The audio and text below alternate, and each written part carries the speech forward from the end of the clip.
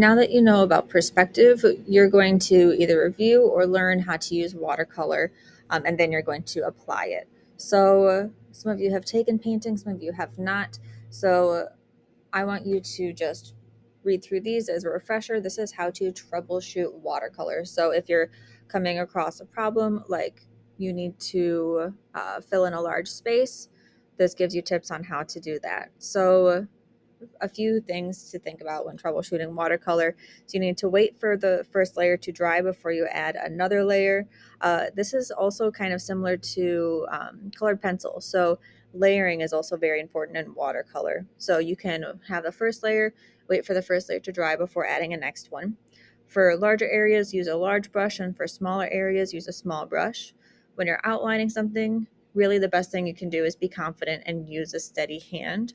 And that's with overall when you're outlining something or adding texture or just doing something that's filling a smaller space.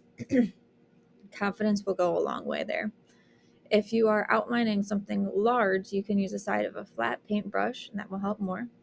If your paint is appearing streaky and you see that it's like sticky almost, you can add more water and blot it to get rid of that extra paint. If your paint is too translucent, more translucent than you might be going for, add more pigment. So add more paint from the actual palette. I want you to, especially for this project, practice texture on a piece of paper before adding it to your final composition.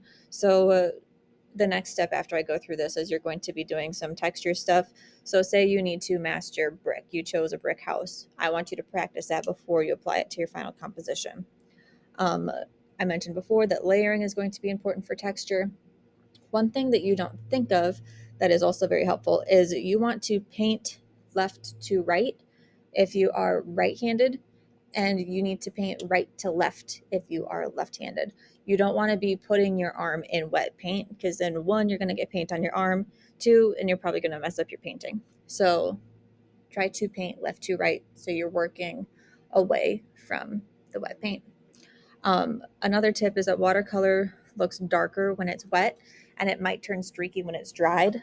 That's why adding another wash can help with that, and it can help make um, those layers can help make the color that you actually want to appear.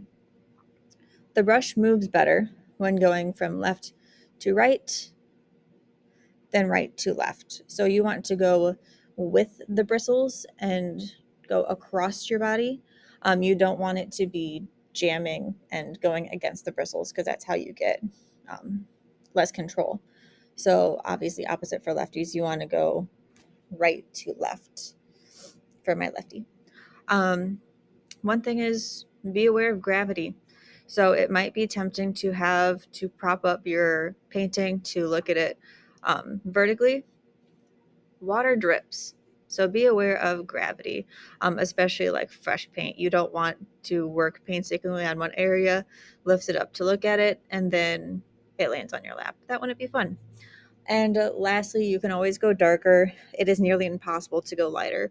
So you can, like after you put down watercolor, you can blot it up if you think that it went too dark. But when in doubt, you can just always add more layers to your paper. So now you are going to be practicing watercolor and you're going to be practicing texture. So I want you to watch and follow along with these two videos that are going to be common textures that you might be interacting with in architecture or landscapes. So we have stuff like brick and wood and marble. And this will also just get your hand used to layering and mixing colors and just utilizing watercolor.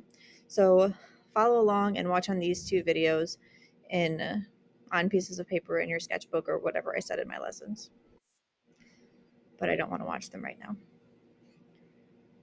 Okay, after you know how to learn watercolor, we're going to move on to applying perspective to your actual projects. I guess I'm going to make another video on that. So peace out.